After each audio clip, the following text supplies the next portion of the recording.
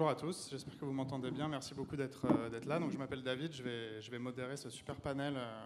On va vous parler un petit peu de DeFi et de tokenisation d'actifs financiers. Ce que je vous propose, comme on a un tout petit peu de retard sur le timing, on a discuté avec les intervenants, chacun va se présenter quand il prendra la parole, mais on va démarrer directement et rentrer tout de suite dans le vif du sujet. On va peut-être commencer avec quelques concepts et quelques définitions, juste pour cadrer le truc, même si je pense que vous êtes un public averti, mais ça fait jamais de mal. Donc peut-être vous pouvez nous éclairer un petit peu, et on va peut-être commencer par Hugo ou Reda, comme vous voulez, donc sur un peu les concepts de DeFi, NFT, tokenisation. Parfait, je peux commencer. Bonjour à toutes et à tous. Je suis très content d'être là. Parler de tokenisation et de Web3, c'est toujours un plaisir et un bonheur. Donc je me présente, je suis le cofondateur de Club, qui est une initiative de la Key Foundation. La Key Foundation a lancé une chaîne L1 dont l'objectif est de bridger la finance traditionnelle avec la finance décentralisée. Et quand je parle de finance, c'est au sens large, hein, c'est la finance, donc c'est tout ce qui est finance de marché, mais aussi finance économique classique qu'on essaie d'amener dans l'univers de la DeFi. Club est la première matérialisation de ce qu'on fait, à savoir c'est une néobanque privée qui donne accès à ses membres à des comptes de paiement crypto-friendly, une plateforme d'investissement avec des opportunités à haut risque et à haut rendement, et une plateforme communautaire, lifestyle, qui en fait englobe un peu tout ça avec de l'événementiel et des communautés qui se rencontrent et de la valeur qui se crée. On est uniquement sur invitation. On a aujourd'hui à peu près 520 membres actifs avec un patrimoine global de 5 milliards d'euros. Et il y a quelques 35 à 40 millions de dollars qui ont été déployés via nous. Donc on est uniquement sur candidature ou sur invitation, et l'objectif c'est de continuer à travailler sur cette vulgarisation et cette acculturation pour ce shift de paradigme qu'on vit avec la blockchain et le Web3. Merci. Et tu veux nous en dire un peu sur peut-être essayer de définir la DeFi, comparer avec la CeFi, pour un peu lancer le débat? Bien sûr. Après, Hugo pourra se présenter aussi quand il prendra la parole, mais la différence qu'on voit clairement, ce que je disais, c'est un shift de paradigme, c'est qu'on a une innovation technologique qui s'appelle la blockchain, qui permet d'évoluer dans un environnement en disant qu'on appelle trustless. Donc en fait, on n'a pas besoin de faire confiance aux acteurs qui font partie de cet écosystème pour pouvoir être en confiance. Donc ça part de cet axiome, c'est on ne peut faire confiance à personne, ce qui fait qu'on peut vraiment faire confiance à tout ce qu'on voit sur la blockchain. Et ce qui fait que cette technologie apporte la capacité de s'abstraire d'un élément primordial dans le monde de la finance, qui est le tiers de confiance. En fait, le tiers de confiance devient le protocole. Et donc à partir du moment où on a un tiers de confiance qui disparaît et qui était opaque, on commence à avoir un protocole qui est transparent, auditable, qui se positionne en tiers de confiance, ce qui fait qu'on a pas mal de capacités à créer des produits financiers transparents, lisibles, visibles. Et donc, ce qu'on voit en fait dans la finance traditionnelle, c'est que on a des dizaines d'intermédiaires avec des millefeuilles de commissions qui sont prises. Et aujourd'hui, grâce à la blockchain, il n'y a plus ça. Et donc au final, on a l'accès directement entre le capital et donc ceux qui fournissent le capital et ceux qui en ont besoin. Donc le protocole se positionne au milieu de tout ça et donc permet pas mal d'innovations. Une des innovations, par exemple, ce qu'on appelle les AMM, Automated Market Maker, en fait, ce sont des systèmes qui permettent aux détenteurs de liquidité d'amener de la liquidité sur ce qu'on appelle des pools de liquidité pour permettre aux traders, aux market makers, d'acheter des assets ou vendre des assets sur ces pools de liquidité. Les providers de liquidité sont rémunérés avec des transaction fees, donc qui sont prises dans soit l'asset natif de la pool, mais aussi souvent potentiellement par des tokens de gouvernance en fait, qui sont des assets liés au protocole qui fournit ces services. Et du coup, c'est une incentive aux fournisseurs de liquidités à apporter cette liquidité-là. Donc c'est une des façons de faire de l'argent avec de l'argent dans la DeFi, c'est en étant fournisseur de liquidités. Ensuite, il y a d'autres systèmes aussi, par exemple tout ce qui est borrowing and lending dans la DeFi, où je peux amener de la liquidité et être rémunéré sur la base des emprunts faits sur les protocoles par souvent des traders qui doivent prendre des positions sur les marchés DeFi et qui se leverage, donc ils amènent un collatéral, donc ils surcollatéralisent leur demande de liquidité et ils payent un intérêt à ceux qui ont fourni la liquidité. D'ailleurs, pour la petite histoire, ce qui a permis l'attaque Terra Luna qui a fait crasher l'UST, c'est un acteur qui a emprunté plus de 300 millions d'UST à 120% annuel pour ouvrir des positions short sur deux assets, Bitcoin et l'UST, et en dumpant, donc qui a vendu massivement l'UST qu'il a emprunté sur des pools de liquidité, ce qui a déséquilibré toute la chose. Mais donc en fait, c'est intéressant parce que c'est ultra transparent, on a vu exactement ce qui s'est passé, et c'est grâce à la DeFi. Merci. Et on peut peut-être enchaîner avec toi, Hugo. Merci beaucoup David et merci beaucoup à Finance Innovation pour l'invitation à ce Crypto Day. L'ADAN est vraiment ravi de pouvoir être partenaire institutionnel de cet événement. Donc peut-être pour me présenter un petit peu, je suis Hugo Bordet, responsable des affaires réglementaires à l'Association pour le développement des actifs numériques. L'ADAN, globalement, est une association à but non lucratif qui fédère les acteurs de l'industrie crypto-blockchain en France. Donc nos membres représentent une grande diversité de services fournis sur cryptoactifs. Ça va des prestataires de services sur actifs numériques, des PSAN, donc des plateformes d'échange, conseillers en investissement financier, etc. Des entreprises spécialisées dans le mining, mais aussi voilà, des protocoles de finance décentralisés ou des projets NFT aussi. Donc voilà, peut-être pour apporter quelques éléments de définition en complément de ce qu'a dit Reda, qui était déjà très complet, on pourrait dire aussi que la DeFi, l'une des principales propositions de valeur que ça apporte, c'est l'inclusion financière. On constate déjà que l'inclusion sociale dépend de notre inclusion financière. Et aujourd'hui, dans le monde, on a 1,7 milliard de personnes qui sont débancarisées. Donc ça pose une réelle problématique. Et le fait que, comme l'a dit Reda, ces protocoles soient parfaitement accessibles, c'est-à-dire publics et totalement transparents, donc contrôlables par n'importe quelle personne, permet à quiconque, à travers le monde, de, par exemple, contracter un crédit ou même d'avoir accès à des contrats financiers sur certains protocoles qui, initialement, n'étaient réservés soit qu'à des traders professionnels, soit qu'à des institutions financières professionnelles. Donc c'est extrêmement intéressant. Maintenant, pour apporter un petit complément sur les cas d'usage, Reda a expliqué les deux principaux cas d'usage de la finance décentralisée, que sont les DEX, Automated Market Maker, et les protocoles de lending. Il y en a d'autres, bien sûr. Donc on peut aussi citer les agrégateurs de DEX qui reprennent toutes les sources de prix affichés par les DEX pour proposer les meilleurs prix sur les tokens dans l'écosystème de la DeFi. On a aussi des plateformes de staking décentralisées comme Lido ou IndexCoop qui permettent de staker ces Ethers, par exemple, sans avoir besoin d'avoir un nœud Ethereum. Aujourd'hui, par exemple, un nœud, ça coûte à peu près, je dirais, 60 000 $.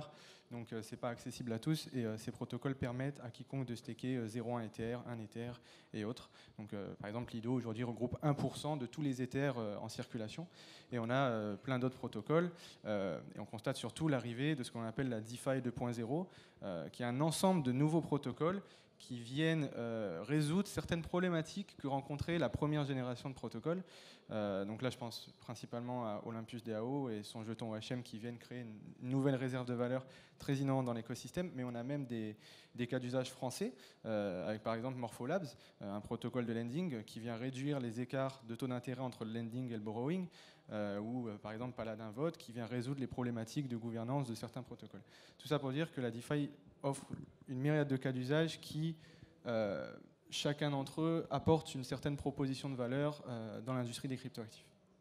Merci. Et du coup, tu as commencé à mentionner des cas d'usage, c'est la parfaite transition. On va essayer de vous en présenter quelques-uns aujourd'hui. On a des intervenants qui ont des super cas d'usage à nous présenter, donc on en profite.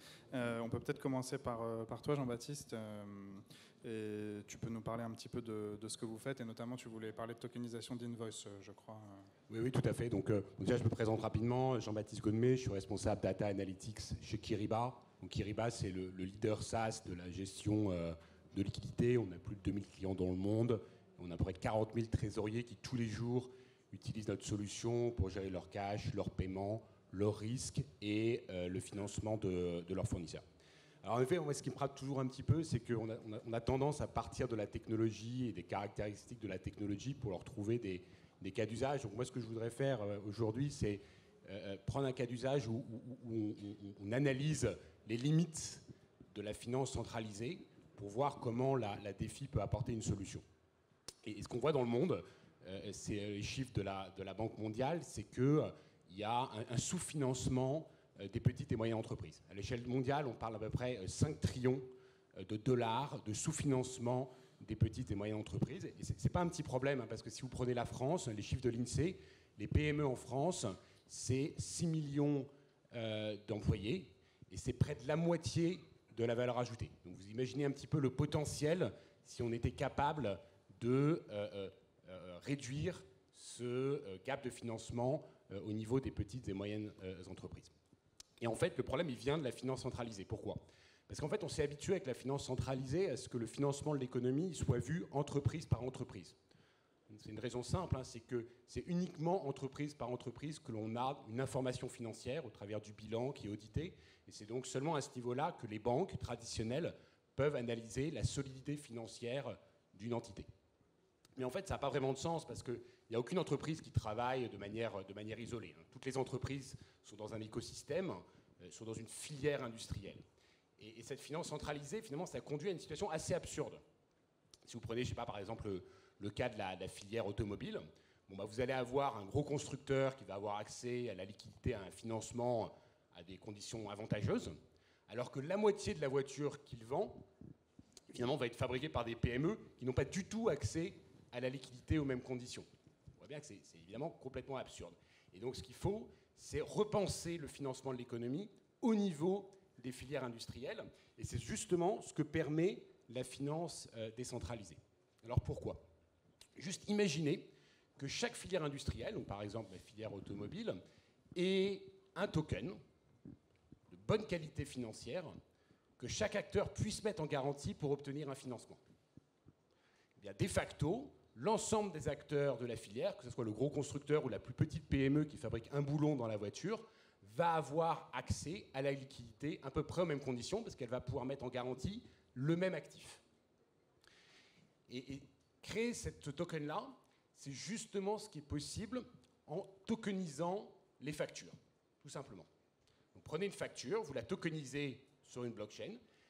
Une fois qu'elle est signée, c'est-à-dire qu'elle est reconnue par un acheteur de bonne qualité de crédit, eh bien ce token a une qualité de crédit équivalente à celle du signataire, donc à celle d'un gros acheteur.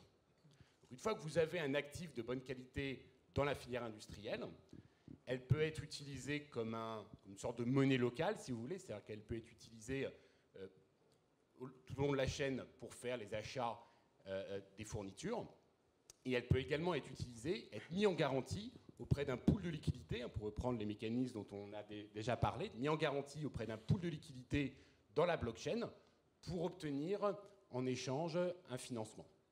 Donc vous avez ici une solution entièrement décentralisée qui, encore une fois, répond à un problème majeur de la finance centralisée qui ne permet en aucune manière de créer cette garantie qui soit utilisable par l'ensemble de la filière. Il y a juste une dernière question qui peut se poser, c'est comment on s'assure que ce token va circuler sur l'ensemble de la filière industrielle et va être mis à disposition finalement des plus petits acteurs dans la chaîne. Pour ça, ce que vous pouvez utiliser, ce que vous pouvez mettre en place, c'est un smart contract qui code pour ce qu'on appelle en finance un arbitrage de crédit, qui permet naturellement de créer les bonnes incitations aux acteurs de la chaîne pour utiliser le token comme moyen de paiement et s'assurer donc que le token va descendre jusqu'en bas, jusqu'à la plus petite PME, qui va ensuite pouvoir aller voir son banquier et dire « j'ai cette garantie, vous pouvez me prêter de l'argent » ou qui va tout simplement pouvoir aller sur un pool de liquidité, va mettre cette garantie en staking et va récupérer un financement dans des conditions financières très, très favorables. Donc, encore une fois, ici, on parle d'un cas d'usage. À l'échelle mondiale, c'est 5 trillions de dollars. On voit le potentiel immense en termes de développement économique, en termes d'emploi et également en termes d'efficacité de la transition énergétique, qui est un problème majeur pour lequel la défi peut être une des solutions pour l'humanité. Merci. Donc voilà, vous voyez un premier cas d'usage super concret et qui est énorme effectivement au potentiel. Et alors ce qui est hyper intéressant, là on commence à parler vraiment de tokenisation et donc comment tokeniser des actifs pour avoir les avantages de la DeFi, c'est qu'on peut le faire sur toutes sortes d'actifs et toutes sortes de cas d'usage. Et donc on va enchaîner, si tu veux bien avec toi Babacar, pour un autre cas d'usage sur un autre secteur tout aussi important et qui est super intéressant aussi. Oui, merci pour ce partenariat très important pour nous, puisque Pétale, c'est un projet que nous avons développé depuis 4 ans avec beaucoup de recherches fondamentales sur les choix stratégiques à faire. Et aujourd'hui, nous sommes très heureux de pouvoir vous exposer à la fois notre vision, mais aussi les réalisations que nous venons de sortir. Alors, pour vous expliquer un petit peu, Pétale, c'est un groupe financier qui s'est construit autour de l'investissement. Ce qui veut dire que malgré qu'on utilise la technologie blockchain et l'intelligence artificielle, le cœur de métier de Pétale, c'est de fournir des services d'investissement. Vous allez voir sur la présentation, nous donne un peu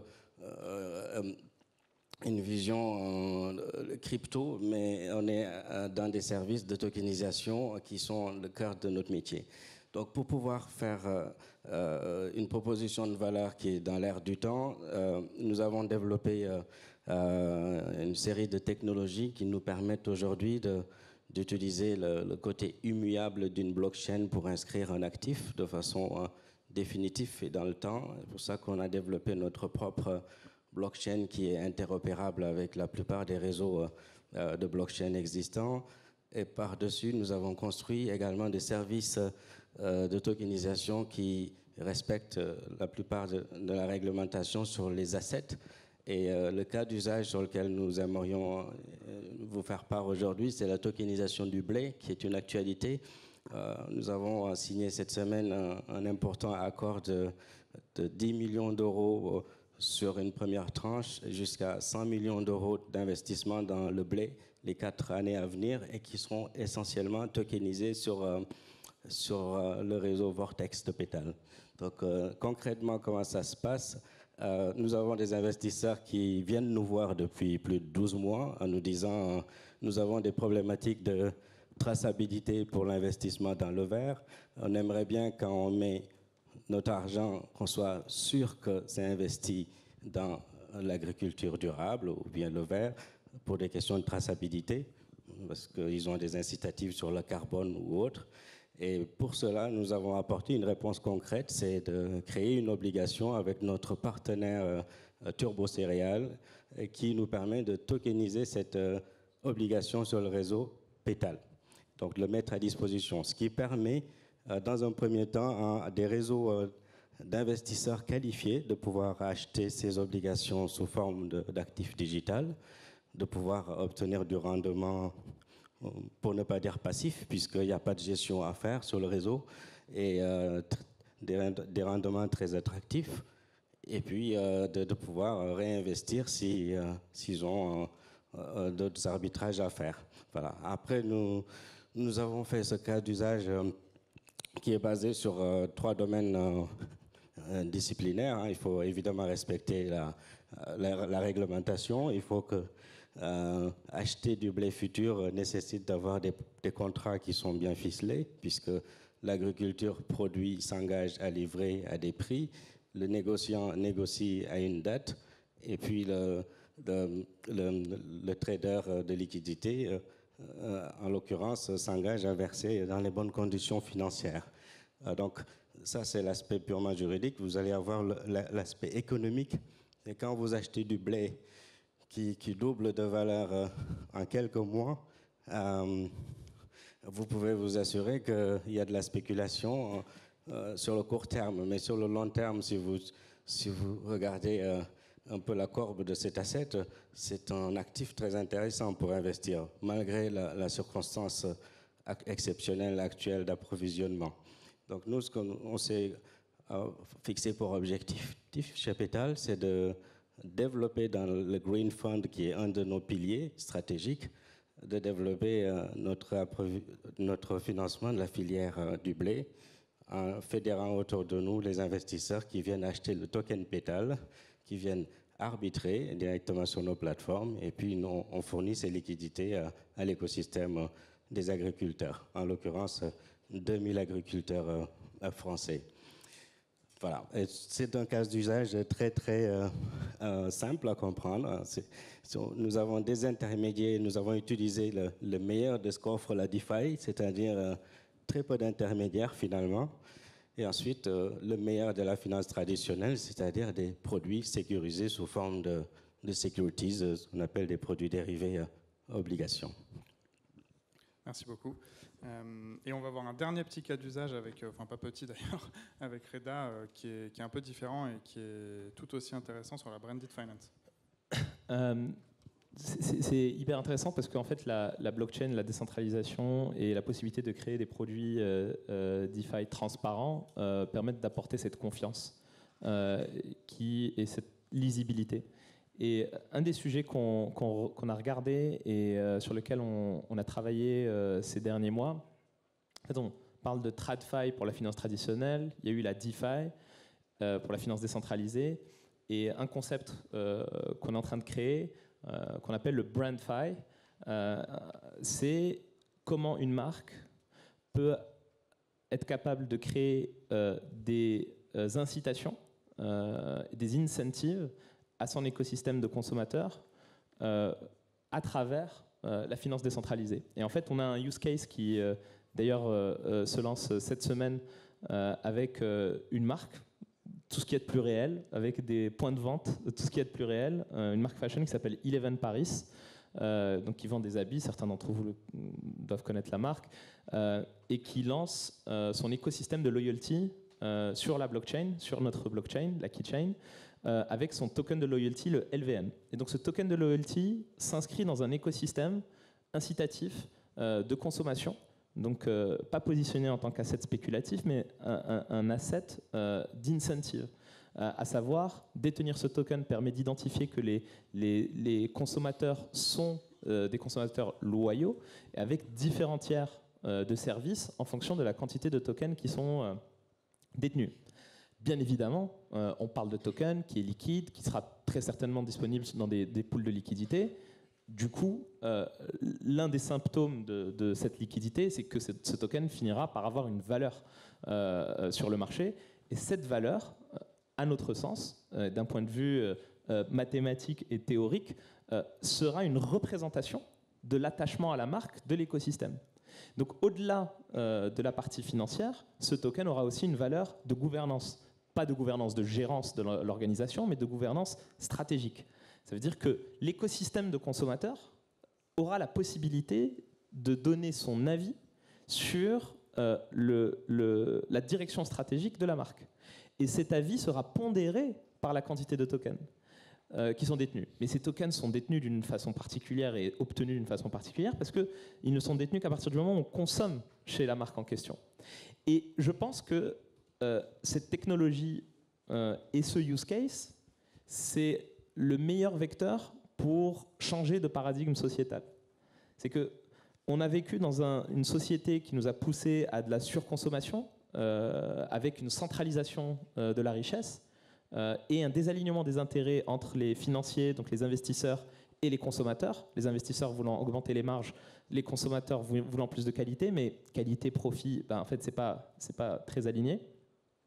Et je pense qu'on est en train de tendre vers un modèle que moi j'appellerais de stakeholder capitalisme, où toutes les parties prenantes d'un écosystème de consommation sont alignées sur un élément de valeur. Et donc ce token se positionne comme cet élément de valeur qui permet d'aligner les intérêts entre les investisseurs, les employés, les fondateurs, les consommateurs, et aussi incitatif en termes de consommation. Et je pense que c'est un use case qui se multipliera dans les semaines et mois à venir parce que on a ce use case donc, qui sort cette semaine, mais on a plein de marques aujourd'hui qui nous contactent pour arriver à créer plus d'engagement de leur communauté et d'avoir une façon d'incentiver cet attachement à la marque. Et je pense que ce sera l'une aussi des méthodes futures de valorisation des marques, parce qu'au final, plus la valeur d'un token est élevée, plus il y a de détenteurs qui ne le cèdent pas avec un sous-jacent économique, et bien en fait, plus ce token a de la valeur, donc il y a une valeur de marque sous-jacente. Merci beaucoup. Et donc là, vous avez vu 3 use cases qui sont assez différents, mais qui sont tous super concrets et très, très utiles. Ce qui fait vraiment plaisir, parce que c'est une industrie qui est jeune encore. On voit quand même, il y a déjà des choses vraiment qui fonctionnent bien. Ce que je voulais un petit peu vous demander aussi maintenant, c'est comment on continue à faire progresser cet écosystème, cette industrie, comment on passe au next step, et puis peut-être discuter un petit peu aussi de quelles sont les mitigations des risques dont on entend souvent parler. Peut-être qu'on peut commencer par parler un petit peu de plateforme, parce que donc là on a beaucoup parlé de tokenisation, de tokens. Ces tokens ils s'échangent, on y a touché un petit peu dans les définitions, parfois de façon complètement décentralisée, parfois pas. Et du coup, comment on peut utiliser des plateformes et lesquelles pour un petit peu aider à démocratiser ces usages. Et peut-être Christophe, si tu veux nous dire un mot là-dessus. Oui, bah, tout à fait. Enfin, en tout cas, on l'a vu, il y a vraiment des cas différents et on sort en termes de possibilités d'investissement de ce à quoi on était traditionnellement habitué. Et aujourd'hui, on le voit par la vivacité du floor en haut et de notre partenariat. Alors nous, chez Spectrum, en fait, on est quelque chose de bien concret. On est un MTF, donc les MTF, c'est des plateformes de négociation, donc où on va pouvoir échanger en fait aujourd'hui des titres, demain des tokens, et c'est en fait la structure qui a été retenue au niveau de l'ESMA pour être celle qui serait un peu le pilote dans l'échange DLT. Donc on est un MTF mais jeune, hein, parce que donc on a eu notre échange, David, toi tu fais partie d'une grande institution. Nous on est un petit peu plus récent, hein, puisqu'on est né il y a 2 ans et demi. On est parti d'un système qui était celui de faciliter l'échange sur les produits dérivés cotés, donc pour les investisseurs, pour les investisseurs finaux. Et effectivement, donc, on est parti d'une feuille blanche, on a construit ce marché, on l'a fait pan-européen, et on est en train de créer ce pool de liquidités, d'intérêts de la part des investisseurs individuels pour négocier ce genre de produit de façon un peu plus moderne, un peu plus innovante. Et ça a marché puisque depuis 6 mois, on s'est imposé comme la place de marché, enfin la 3e place de marché sur le segment en Europe. Donc on le voit que l'innovation, quand on la porte, ça fonctionne. Et ce qu'on essaye de faire, et je pense que c'est important de la toucher dans vos débats, c'est effectivement la possibilité d'aller créer une liquidité. Parce que dans toutes ces initiatives, toute la multiplication des initiatives que nous vivons, on peut imaginer qu'à un moment ou un autre, l'utilisateur final va pouvoir donc aller sur des choses très innovantes comme le concept de marque, la valeur de marque, la facturation. On peut se retrouver effectivement un petit peu désorienté. Donc l'idée d'avoir ces plateformes, ça va permettre de mettre ensemble non pas la possession de l'actif, hein, qui est l'objectif de tout ce qu'est le DLT, mais de renforcer effectivement la concentration des intérêts et de rendre en fait ce marché plus fluide. Donc c'est un défi. Hein. Nous on est parti. Il y a plusieurs initiatives qui se développent mondialement, mais en Europe, je pense qu'on est effectivement très à la pointe sur ce genre d'évolution. Nous on se propose de participer, d'être ce pont. Et pourquoi effectivement ne pas se désengager complètement de la partie de place de négociation est important. Il y a 2 éléments. Le premier, on le comprend bien, c'est de mettre ensemble divers intérêts, qu'ils soient européens, mondiaux, que sais-je. On va s'arrêter au monde pour l'instant. Non mais on a tous des grands projets, donc pourquoi pas. On va aller chercher des martiens, etc.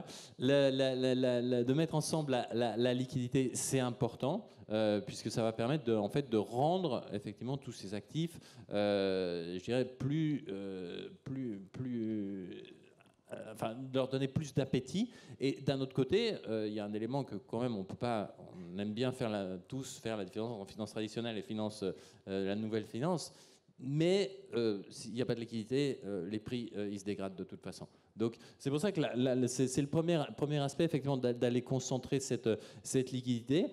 Et très concrètement, moi ce qui me fascine dans ce que je vois aujourd'hui, c'est un peu la transition. Je l'ai dit, Spectrum c'est un marché très concret. Hein. On s'est imposé dans les places, dans les bourses, dans les places de marché européennes. Mais c'est justement de réussir à aller reprendre, de faire ce lien. Et on essaye tous de le faire, mais de faire ce lien entre la finance traditionnelle, la financiarisation d'autres classes d'actifs, d'autres éléments, de faciliter les échanges grâce à ce qu'on sait tous bien faire et de ce qui est en train de se développer. Donc, dans ce cadre-là, effectivement, je pense qu'on ne fera pas l'économie d'avoir des agrégateurs, des fournisseurs de liquidités. On peut parler effectivement du coût que peut avoir la liquidité et je dirais moins ce coût est onéreux pour l'utilisateur qui en bénéficie, le mieux c'est. Et pour ça, effectivement, avoir une place de marché, c'est effectivement. Alors aujourd'hui, on a un MTF.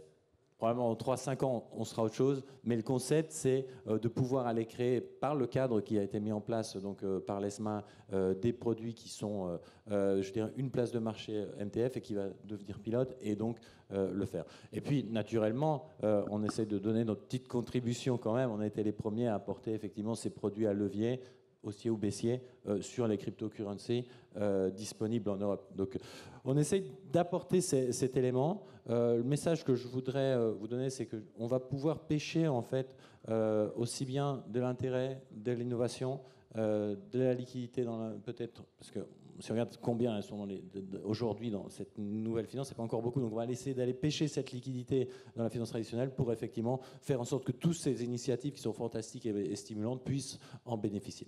Donc, une place de marché, oui. Merci. Et du coup, tu as touché un petit peu, tu as parlé de l'ESMA, tu as parlé d'un marché réglementé, ce que vous êtes. Babacar a parlé d'investisseurs qualifiés. Il y a pas mal de problématiques réglementaires quand même qui viennent, pour des raisons sans doute de protection d'investisseurs, notamment. Peut-être qu'on peut en dire un mot de comment on peut les adresser et lesquelles elles sont. Peut-être Hugo, tu veux en dire un mot? Alors oui. Déjà, on est dans un contexte très particulier ces dernières semaines, puisque la première couche de réglementation à l'échelle de l'Union européenne pour le marché des cryptoactifs est en cours de discussion au sein des institutions européennes. Je pense que vous en avez tous entendu parler, mais je parle bien sûr du projet de règlement MiCA et des 4 règlements en cours de discussion en matière de lutte contre le blanchiment et plus particulièrement le règlement sur les transferts de fonds qui vient implémenter ce que l'on appelle la Travel Rule, donc le partage d'informations des investisseurs pour limiter les infractions de blanchiment, assez trivialement. Et ces discussions ont mené aussi à des débats autour de l'encadrement de la finance décentralisée. Certaines propositions faites par les institutions européennes tendaient justement à faire rentrer les protocoles de finance décentralisée dans le champ d'application du projet de règlement MiCA. Nous, à l'ADAN, on s'y était opposé assez fermement, puisque selon nous, cette proposition de règlement MiCA vise à réglementer les acteurs qui sont par définition centralisés, ce qui serait de fait totalement inadapté à ces protocoles. Et la position de fond que l'on porte sur les enjeux réglementaires liés à la finance décentralisée, c'est la nécessité de revoir le paradigme réglementaire traditionnellement admis pour encadrer la finance. Puisqu'en fait, la DeFi ne rentre absolument pas dans les mêmes cases que la finance traditionnelle. La finance traditionnelle est construite autour de l'encadrement de l'intermédiaire. En France, on a une diversité de statuts d'acteurs réglementés qui existent. On a par exemple les CIF, les prestataires de services d'investissement, les PSAN aussi. Et tous ces acteurs sont encadrés par le biais du point central qui est leur entreprise et leurs dirigeants. Cela n'existe pas dans la finance décentralisée, où on a une diversité de protocoles en fait, qui sont codés par des core teams et qui sont a posteriori laissés à une communauté totalement décentralisée. Et de ce fait, la loi telle qu'elle est construite actuellement serait totalement inapplicable puisqu'il n'y a par définition pas d'entité centrale.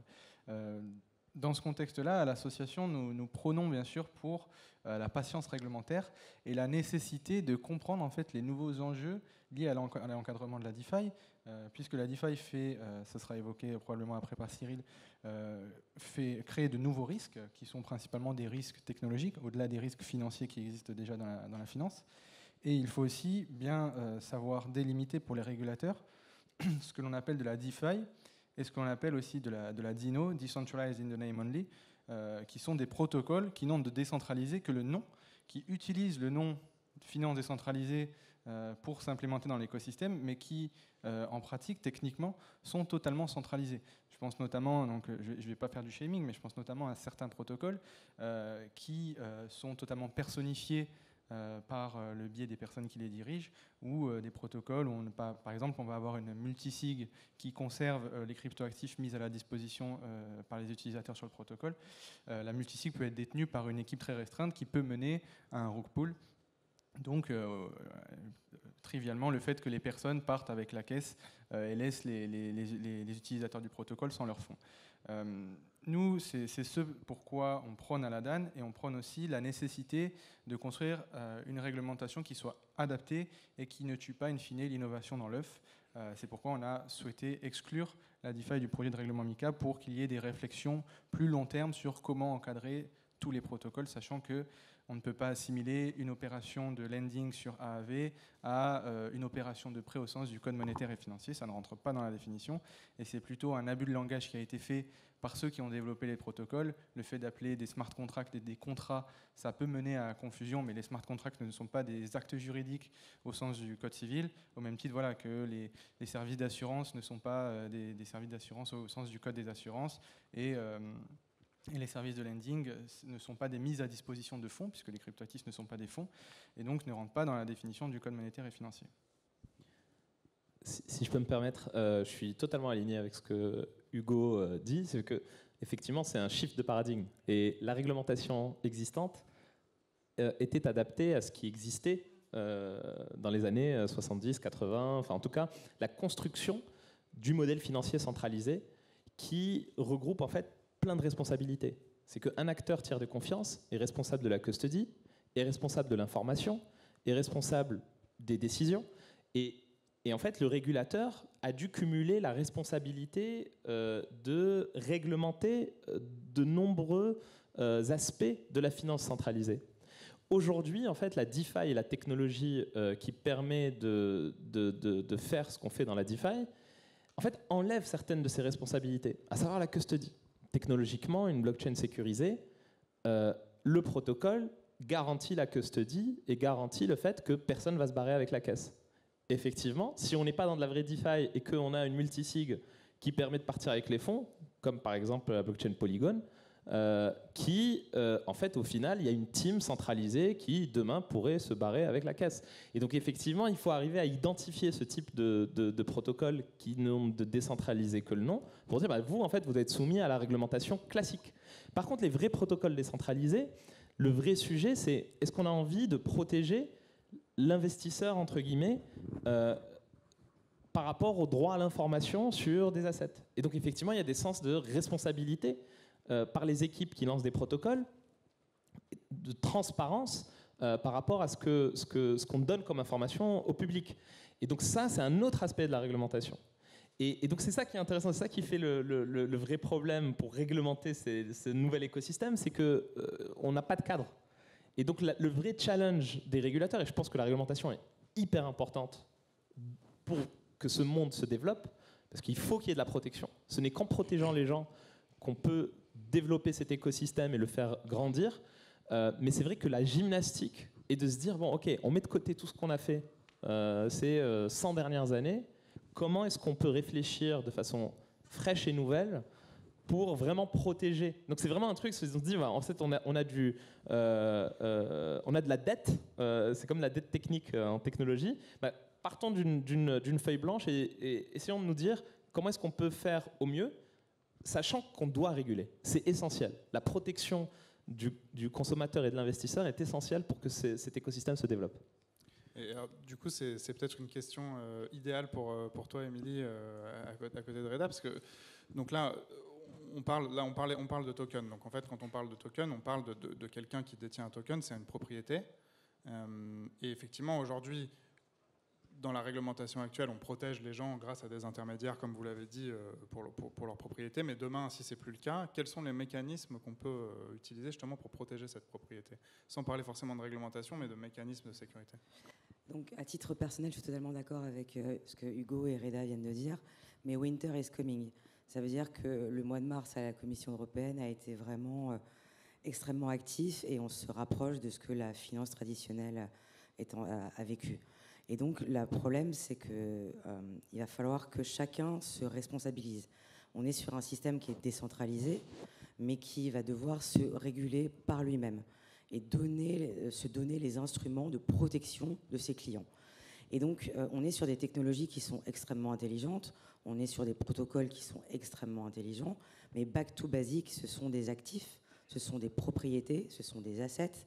Et donc, à un moment donné, il faut savoir qui est l'émetteur et qui est le destinataire.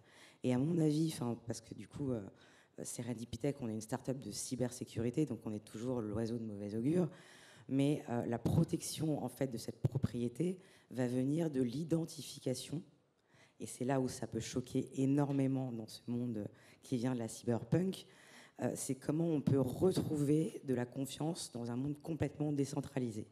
Et ça ne peut passer que par l'anonymisation à notre sens. Et c'est la vision de Serendipitech, c'est de dire personne n'a à savoir ce que j'ai fait de mes actifs, personne n'a à savoir que j'en ai acheté, que j'en ai échangé, mais en revanche, à un moment donné, je peux les perdre. C'est tout le problème de la tokenisation.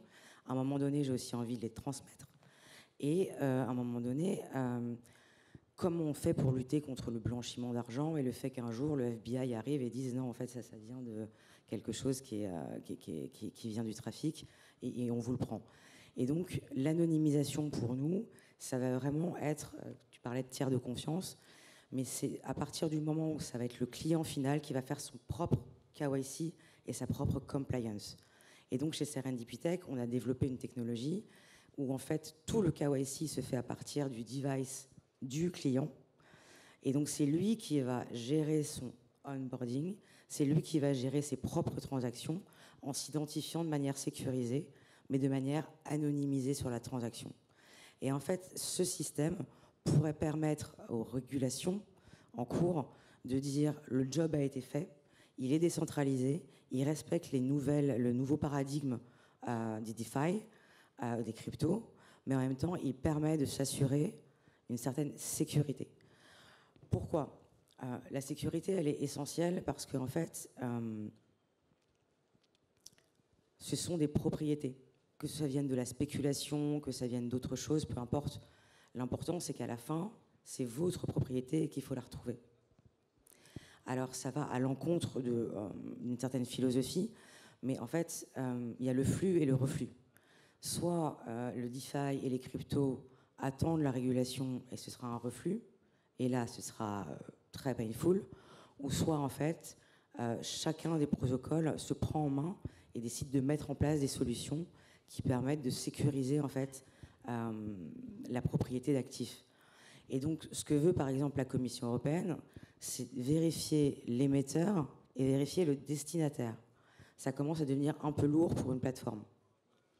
Et donc, l'objectif chez Seren, c'est vraiment qu'avec un seul téléphone et un seul titre, en fait, le propriétaire de la crypto ou de la transaction soit maître de son propre KYC pour respecter cette nouvelle façon de financiariser sa vie. Merci. Et alors peut-être un dernier point, il nous reste quelques minutes. On n'en a pas parlé directement, mais ça a quand même été évoqué à chaque fois, c'est un peu en fil rouge, c'est la partie paiement dans toute cette histoire. Parce qu'on parle de beaucoup d'actifs, de nouveaux actifs qu'on tokenise. Il y a un moment où il faut du cash, ou encore aujourd'hui, après peut-être que demain on paiera tout dans des cryptos, mais ce n'est pas le cas aujourd'hui. On n'est pas du tout sûr que ça va se produire. Quelle est la solution à ça? Comment est-ce qu'on amène du cash de façon sécurisée sur une blockchain, dans une application DeFi? Il y a des stablecoins, il y a des CBDC, donc des monnaies digitales banque centrale qui arrivent. Est-ce que c'est les bonnes solutions? Est-ce qu'il y a autre chose? Peut-être Cyril, tu veux en dire un mot là-dessus? Oui, bonjour. Je m'appelle Cyril Grincement, je travaille pour une école d'ingénieurs qui a été l'une des premières à positionner des cours sur le sujet. Par ailleurs, je suis l'auteur d'articles de recherche qui étudient la sécurité des protocoles basés sur des preuves de travail essentiellement. Et voilà, et l'étude de stratégie de minage. Bon, si vous voulez, je regarde le monde de la DeFi aussi avec un œil d'actuaire, parce que je suis actuaire également. Donc la question des risques me préoccupe effectivement, et effectivement, force est de constater que tout cet univers est très fragile. Il est fragile parce que les blockchains elles-mêmes, aussi bien Bitcoin qu'Ethereum, sont fragiles. Elles sont soumises à des attaques de stratégie, de minage, qui sont difficiles à mettre en œuvre sur Bitcoin, mais beaucoup plus simples à mettre en œuvre sur Ethereum. Disons qu'elles sont beaucoup plus rapidement rentables, ces attaques. Donc c'est des attaques de rétention de blocs. Donc intrinsèquement, les réseaux sont fragiles. Ensuite, on observe une fragilité. C'est assez fascinant, donc, ce monde de la DeFi, parce que chaque semaine, chaque jour même, on assiste à des hacks, à des smart contracts qui sont piratés, des utilisateurs qui sont fait escroquer. Mais néanmoins ce monde est tellement résilient que il passe outre tous ces piratages qui est observé chaque semaine. Et par exemple, là, dernièrement, on a parlé de la chute de Luna et de son stablecoin, mais aujourd'hui même, on entend que le même stablecoin reparaît sous une forme différente, peut-être pas sur la même, sur Cosmos, mais vous voyez, ça c'est aussi une autre source de fragilité, de ces fameux stablecoins dits algorithmiques qui reposent, qui sont adossés à des crypto-monnaies elles-mêmes. Et donc si le marché déjà, vous voyez, Luna s'est effondré, il a fait s'effondrer l'UST derrière, et puis ils ont, disons, l'entité derrière qui a voulu soutenir en vendant massivement des bitcoins n'a fait que précipiter la chute finalement, puisque tout le marché s'est écroulé. Donc vous voyez, c'est juste le principe des stablecoins algorithmiques qui sont problématiques et qui se retrouvent. Donc il n'y a pas que l'UST, il y en a d'autres, ça reparaît. Voilà, il y a un vrai souci. Je crois qu'il y a une place pour des assureurs. Effectivement, j'entendais parler d'assureurs ici pour assurer éventuellement certains smart contracts. Il y en a déjà, il y a Nexus Mutual qui assure à peu près 1% des smart contracts sur la DeFi. C'est une possibilité. Voilà, je ne pense pas avoir répondu à votre question en fait. Est-ce que... On est presque au bout du temps. Je sais qu'on doit libérer certains de nos intervenants et puis on va rentrer en conflit avec le déjeuner, mais peut-être un dernier mot. Et puis après, si vous avez des questions, certains d'entre nous pourront en prendre quelques-unes. On peut discuter après autour du déjeuner également, bien sûr. Je peux dire un dernier, juste pour rebondir sur le stablecoin. C'est vrai que c'est un enjeu qui est critique pour ce qu'on appelle le on-ramp. Comment on fait pour rentrer dans la DeFi et comment on fait pour sortir off-ramp de la DeFi, parce qu'au final, on doit bien payer des salaires, payer des loyers, aller au resto. Les gens acceptent des euros et des dollars. Par rapport à ce qui s'est passé avec l'UST et Luna, en fait, c'était plutôt l'inverse. En fait, c'est l'UST qui a été dépégué, donc qui a entraîné ce qu'on appelle la spirale de la mort du Luna. Ça a été très très mal géré, effectivement. Je pense que pas mal de gens qui connaissent bien le secteur ont su qu'il ne fallait pas toucher au Luna et que l'UST était quand même un élément qui était très risqué. Ils avaient quand même fait pas mal de choses. Après, c'est clair que la gestion de la crise a été très mauvaise. Mais je pense qu'il y a des expérimentations qui sont hyper intéressantes sur la création de stablecoins semi-algorithmiques résilients qui doivent être aussi backés en partie par des assets. Et je pense qu'il ne faut pas arrêter l'expérimentation parce qu'au final, en fait, la réserve fractionnée, pour les banques en fait, qui ont des assets et des détentions. En fait, c'est de l'algorithmique en partie backé par des vrais assets. En fait. Et l'algorithmie, c'est quoi? C'est la vélocité et c'est l'économie de marché. C'est ce qui fait que une devise a une certaine valeur. Et on voit énormément d'expérimentations dans l'écosystème Cosmos là, qui sont en train de se dérouler parce qu'on a été très fortement touchés. Hein. Nous, la keychain et le key évoluent dans l'écosystème Cosmos. On a été fortement impactés par ce qui s'est passé. Et on a plein de projets là, qui sont en train de se mutualiser pour créer des stablecoins semi-algorithmiques. Donc l'algorithme étant les market makers qui repèguent le stablecoin, mais backés dans des pools de liquidité par d'autres assets. Donc maintenant, je ne suis pas très confiant par le fait que ça marche sur le court terme si tous les assets sont de la même classe d'actifs. Parce qu'à partir du moment où tous les assets sont de la même classe d'actifs, quand la classe d'actifs souffre, c'est très difficile, on risque d'entraîner une nouvelle spirale de la mort. Mais il faut de la diversification qui pourra entraîner de la confiance. Et plus il y a de confiance, moins il y a de bank run possible avec un backing qui soit plus ou moins garanti. Mais je pense qu'il faut regarder ce qui se fait dans la DeFi. Moi, j'attends avec impatience les CBDC parce qu'il y a un élément de confiance sur le fait que, en fait, un stablecoin euro émis par la Banque centrale, ça vaut 1 euro, même si l'euro peut ne plus rien valoir, mais un stablecoin euro vaudra 1 euro. Et je pense qu'à partir du moment où on aura ces CBDC, j'espère, avec des protocoles ouverts, peut-être en intégrant des logiques de KYC et AML, bien évidemment, enfin, ça, j'imagine bien, ça permettra vraiment d'apporter cette confiance nécessaire pour faire de la DeFi qui va se développer. Merci beaucoup. Juste un petit commentaire sur le sujet de la solvabilité financière. C'est un sujet qui est très très connu depuis très longtemps, qui a fait l'objet de plusieurs recherches. Je voulais juste terminer sur une note positive sur la DeFi et la tokenisation. Aujourd'hui, chez Petal, ce que nous faisons, nous nous assurons que toutes les liquidités qui arrivent sur la plateforme sont automatiquement backées par des actifs réinvestis et des actifs réels et surtout des mécanismes d'audit, notamment qui sont faits par des organismes très respectés dans le domaine de l'audit. Donc, juste pour répondre à la question, il y a des solutions qui existent qui permettent d'assurer, de diminuer le risque d'investissement. Il faut les explorer, il faut innover aussi, et il ne faut pas juste attendre tout du régulateur, parce que le métier du régulateur, c'est d'arbitrer et pas d'inventer. Voilà. Merci. Merci beaucoup. Je crois qu'on peut s'arrêter là. On pourrait continuer très longtemps parce qu'on a beaucoup à dire sur le sujet, mais on va aussi vous libérer pour aller manger. Et donc, on vous remercie beaucoup.